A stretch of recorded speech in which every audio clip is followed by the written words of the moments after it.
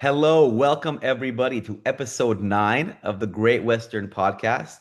I'm your host, Mark the Wizard Maserlian, and here we're joined by David Chu, NBA basketball historian. How you doing, Chu? What's up, Mark? We chilling. We'll go- So before we get into this, I actually have a little surprise for you. I know this is a basketball podcast, and we're going to get into a lot of details on basketball, going two-handed here today, because Sylvain's has a gig, Jay's got a gig, all the homies are gigging. But I had actually a show last night for Beneath the Mire, and or 2 nights, yeah, 2 nights ago, and Sick. this is your T-shirt. You know? Nice, dude. Swamp Thing. Yeah, there we go. I know you're Love gonna it, be dude. down. I know I'm gonna pick that up on next Thursday. Yeah, when you're in town, safe travels. This one's got your name on it at the Check snap. out Beneath the Mire, Spotify. They got There the you go. jams. All right, boys. So yeah, that one's for you. I just wanted to kind of get that for you. Um, Sick. yeah. So today, Chu, like we had discussed, we're gonna go over the Eastern Conference teams a little bit, kind of just dive into them a little bit because we did Western Conference teams last week.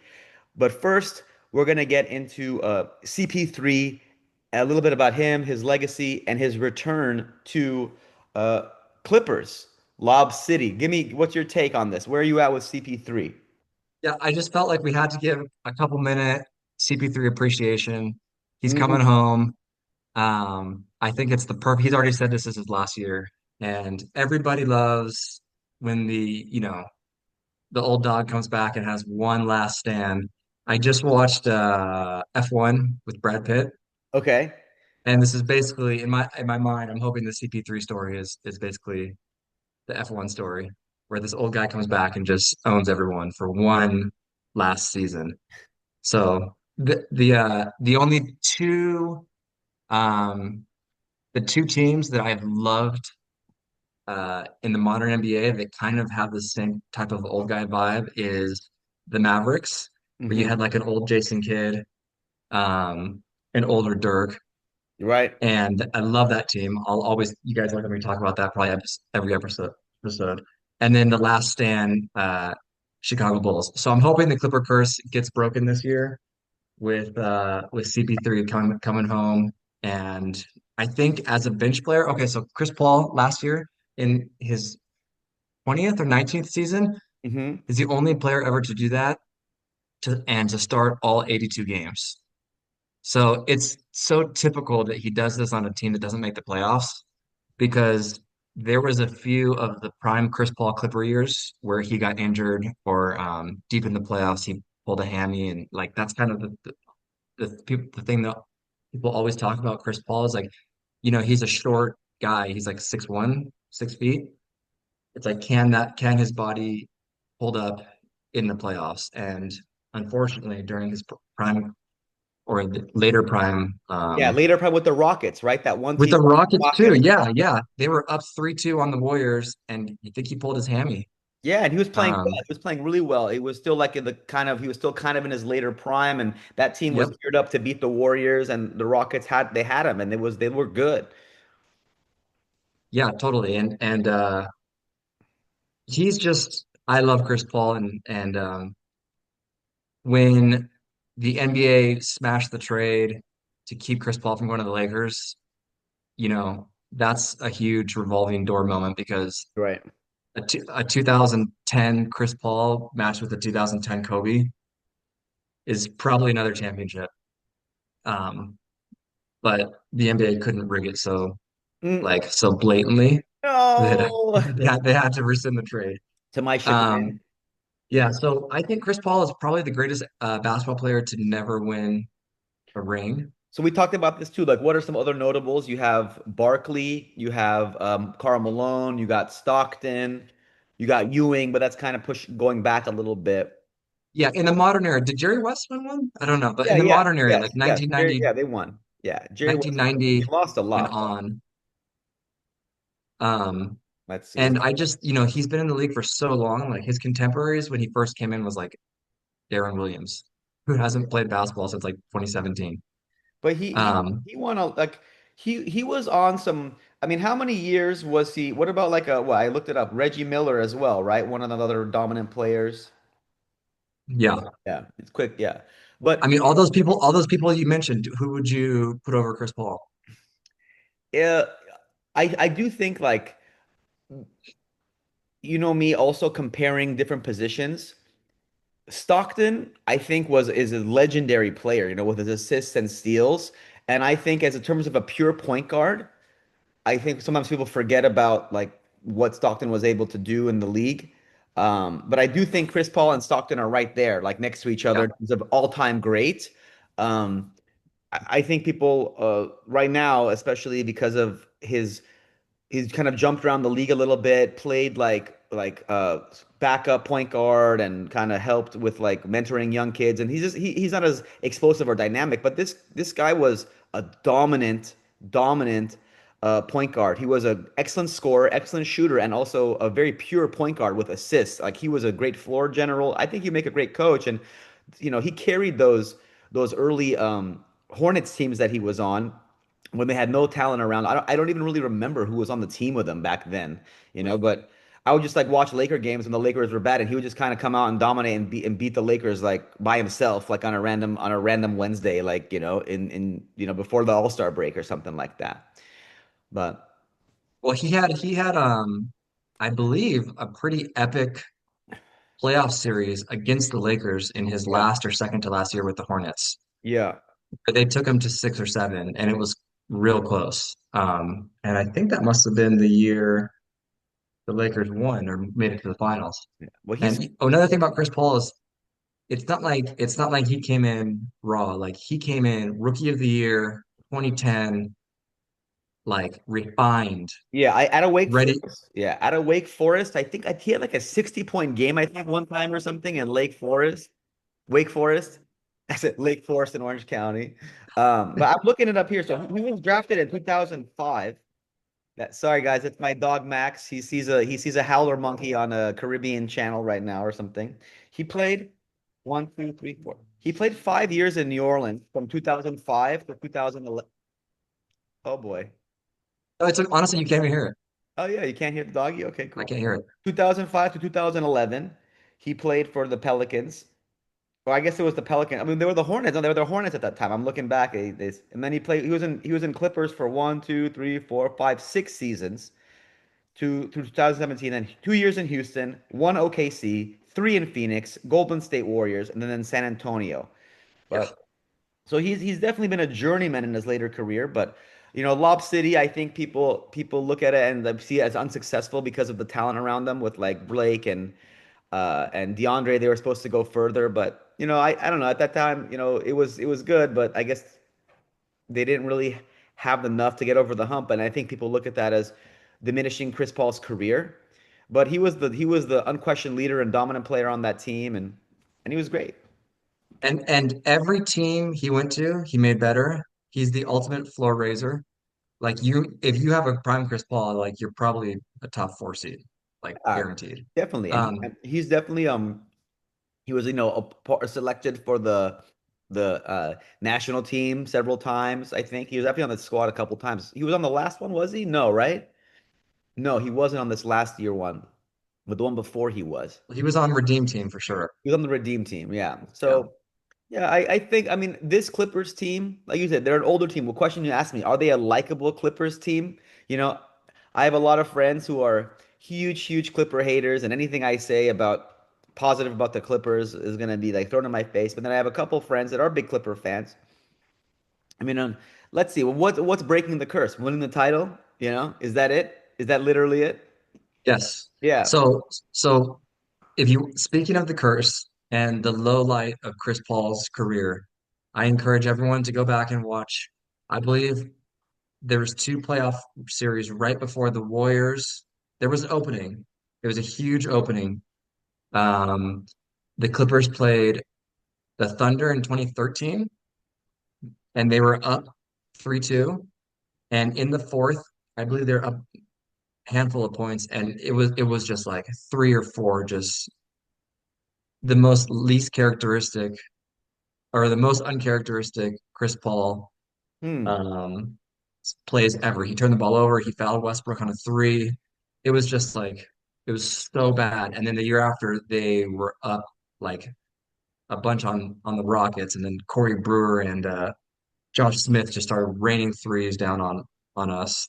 And then of course the Warriors came on strong, and that was it. And Chris couldn't do anything. Right, Um, right. yeah, but shout out to Chris Paul. I'm rooting for him. One of the last thing I want to say about the Clippers is Sure. they have the way that their salaries are are set up is they have 2 seasons. So everyone is signed. A lot of them are like one plus option.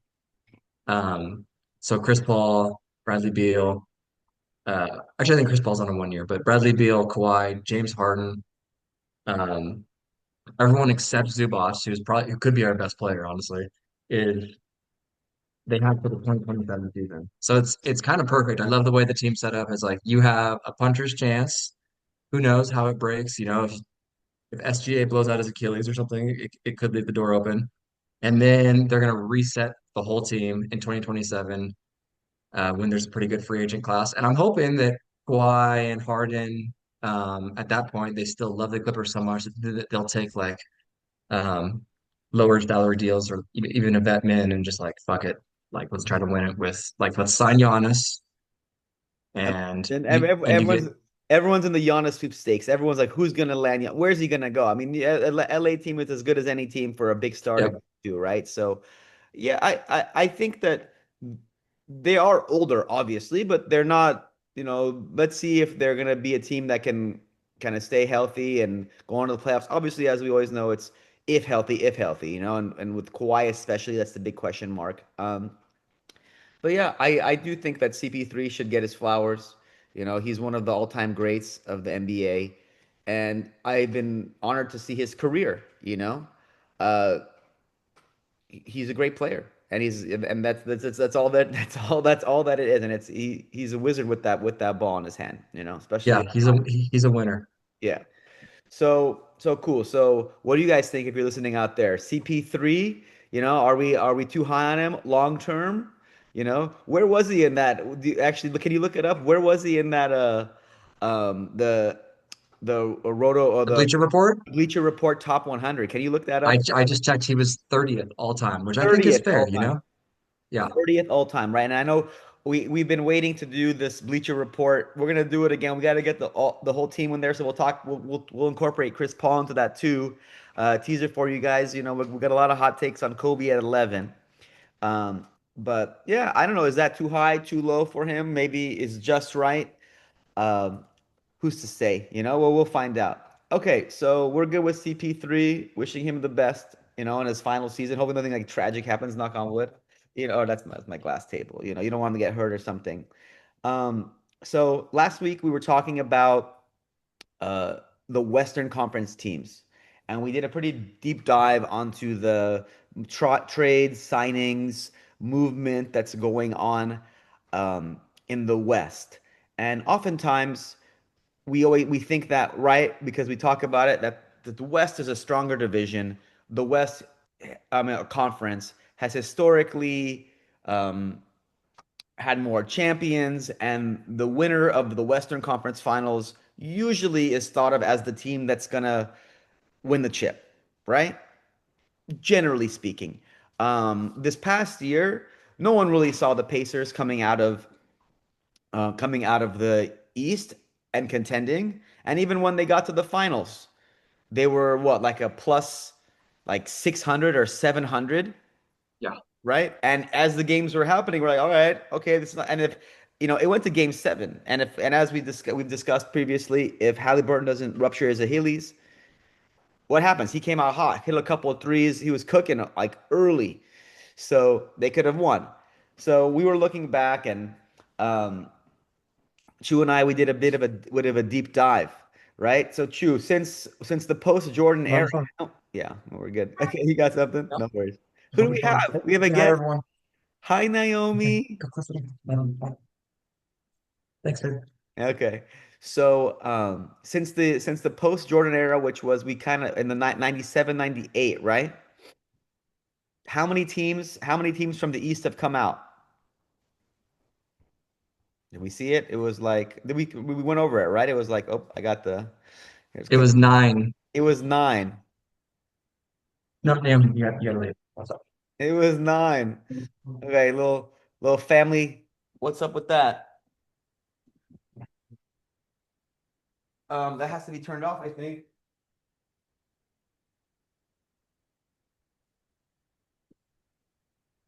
Sorry about that. Yeah. Yeah, double technical difficulties here. All right. So since the post-Jordan era, right around here, where was it? 98, right? 8. 98, right? We see a ton of West, we see Spurs and Lakers dominating basically. Look at that. From 99 to 2010, the only champions out of the West were the Lakers and the Spurs. That's crazy, right? Yeah, that Right? is That's crazy. wild. But here is the one that I really want to highlight for everyone this year, right? Right here with my cool little uh I could just kind of go like this, right? The year that the Pistons beat the Lakers with Larry Brown, they doubled up on Kobe and they just let Shaq get like 35 and 20 every game. They lost. No one thought that the Pistons were going to beat the Lakers. I remember being a teenager and being like, we're going to win. We finally got over the hump because the year before we had lost to the Spurs in 2003. And we were like, all right, they got Karl Malone and Peyton, and then we're going to win again. And we beat the Spurs in the Western Conference, and then we got smacked 4-1.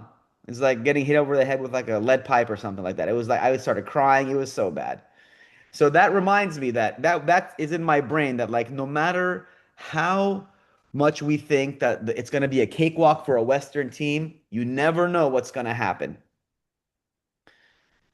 So that was kind of like my thing about like, well, you don't want to always count out the Eastern Conference team.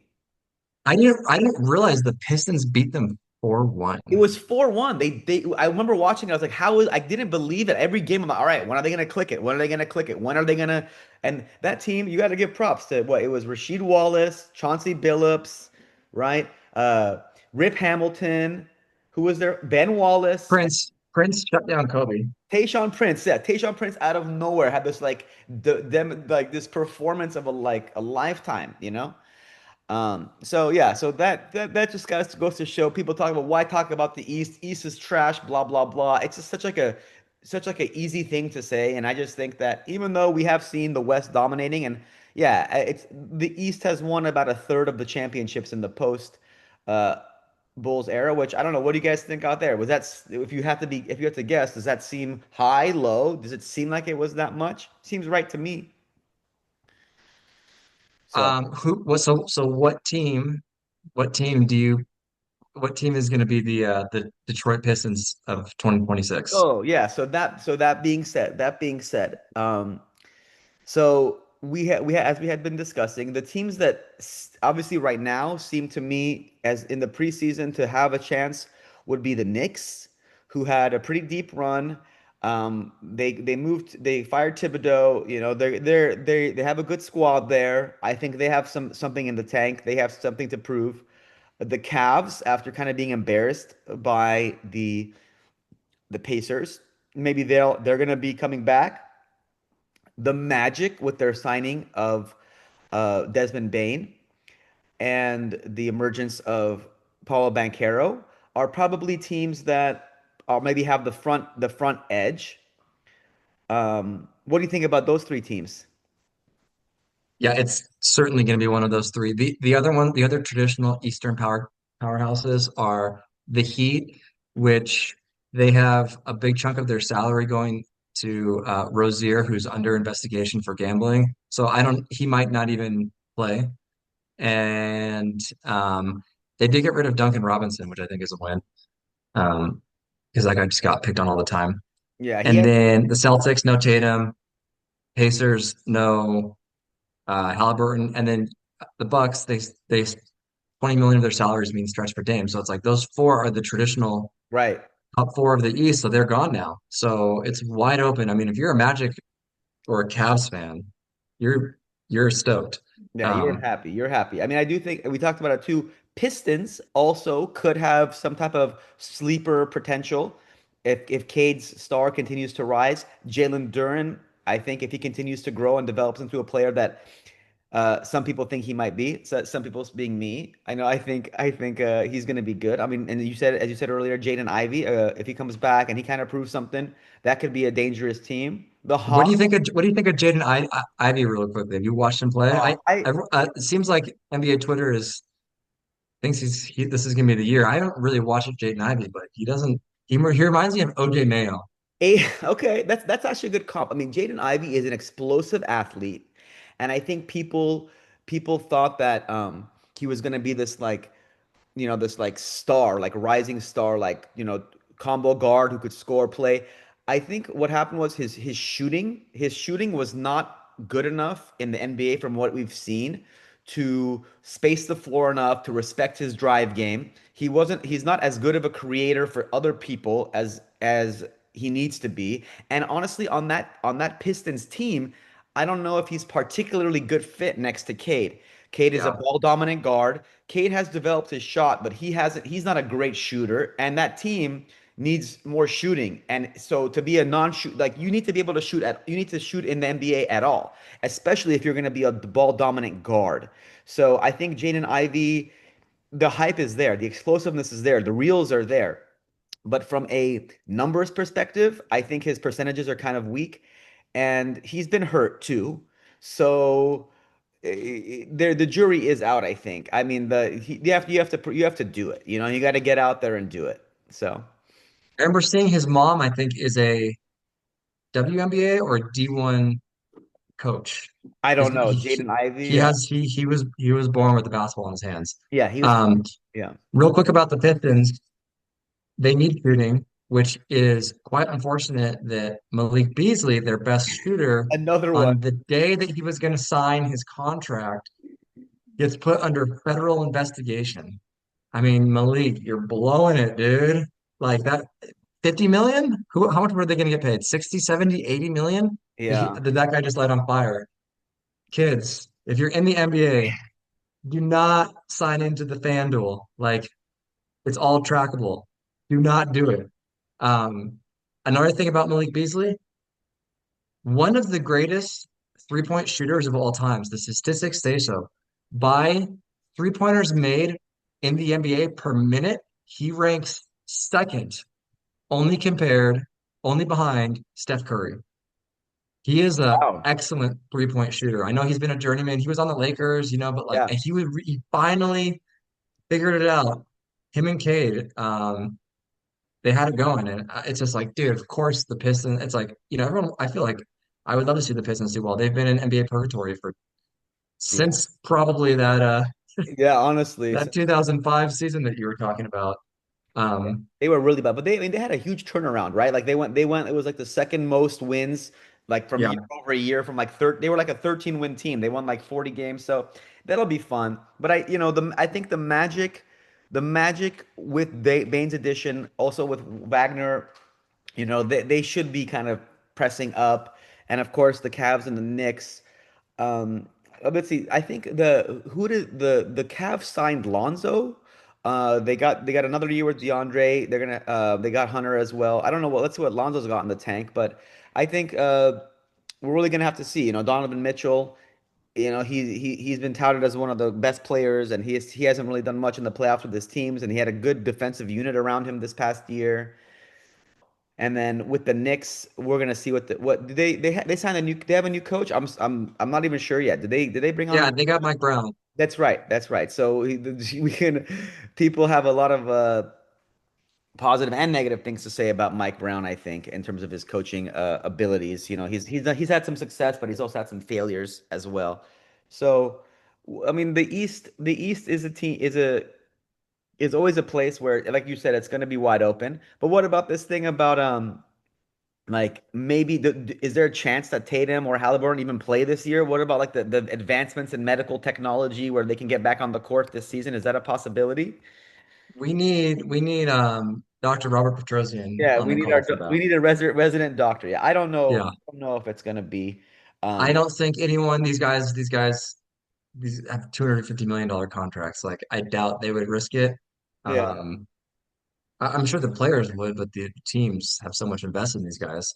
You come back early from an Achilles and blow it out again, like, oh my God, could you imagine? You're done. What about the Hawks? The Hawks, we forgot about them a little bit. You know, they made some moves, right? They got Kristaps Porzingis, right?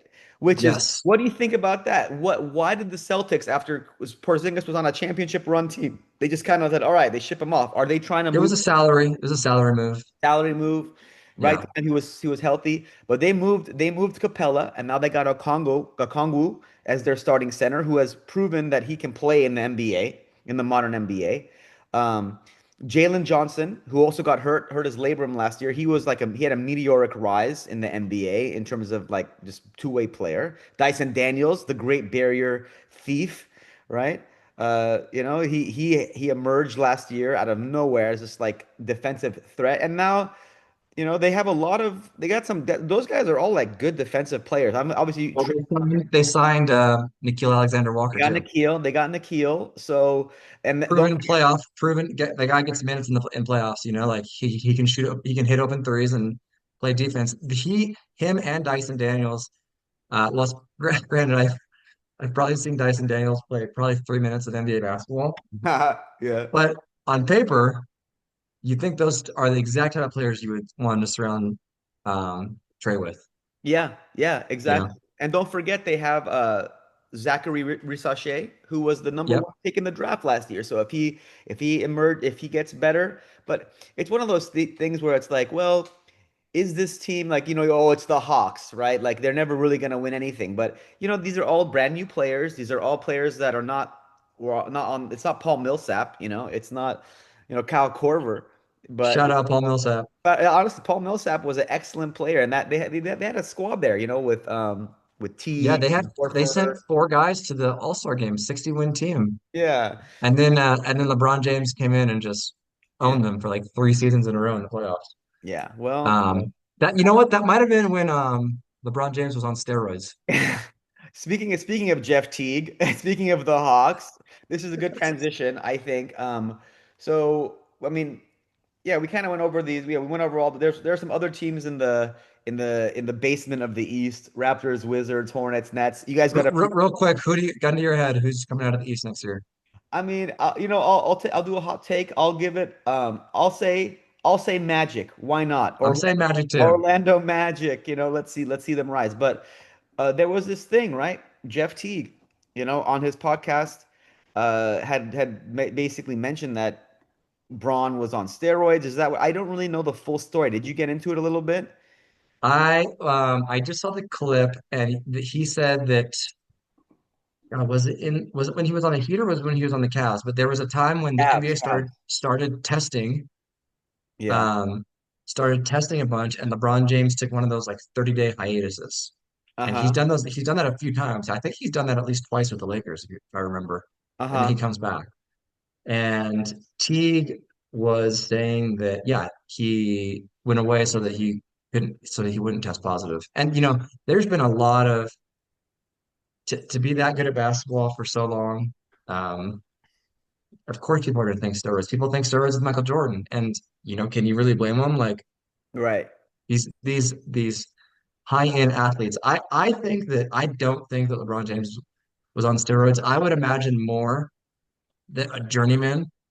LeBron James has too much to lose. Like a journeyman, a guy that is just trying to get a contract, just trying to earn a roster spot. That if he doesn't make a team and he's going back to, you know, bagging groceries, that's the type of personality that has nothing to lose. That I would imagine is taking steroids, and I would imagine there's a bunch of those throughout the NBA.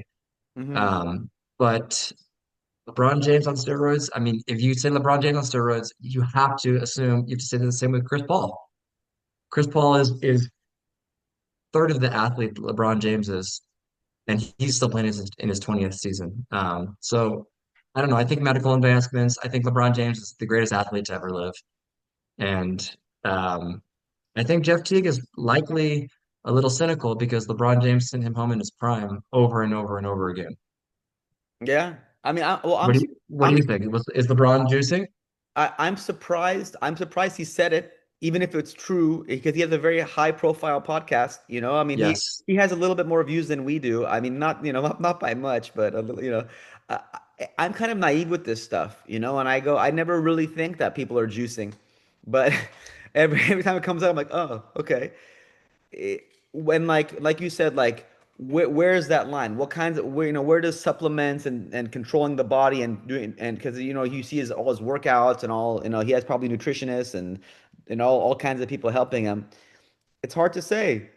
I don't know. I don't think he was, but maybe it's like maybe there are like these surgeries or injections or things that are maybe even borderline. Yeah. Like what type? Maybe there's like chemical markers that the NBA doesn't pick up on, and it's like an arms race between like doctors and NBA doctors that are like kind of testing for this. So maybe there was like some types of treatments or electric treatments, that he was taking that were borderline, that were maybe legal, or it was a gray area. So in hindsight, it's easy. Oh, he was juicing, but like maybe it wasn't necessarily illegal or yeah, I would, I don't like that stuff, 'cause it's kind of like a stab at, it's like, well, what are you trying to do? It's like, it's clickbaity stuff. It's like, it gives people fuel to talk about LeBron and diminishes thing. But then you go, well, if he was, it's cheating. So like, it should be talked about, right? So, Are you gonna watch the enhanced games where you know about that? It's the Olympics, but you're allowed to juice. oh, I have not heard about that. No, I have Yeah. not. Yeah, I mean, there's a big argument for letting all these, listen, if you have $1 billion on the line, I mean, that's what LeBron James is worth.